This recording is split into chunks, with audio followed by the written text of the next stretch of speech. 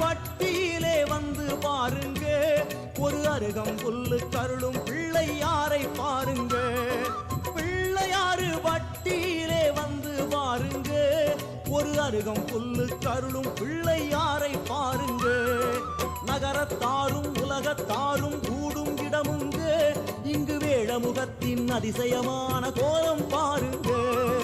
நகரத்தாரும் உலகத்தாரும் கூடும் இடமுங்க, இங்கு வேழமுகத்தின் அதிசயமான கோலம் பாருங்க.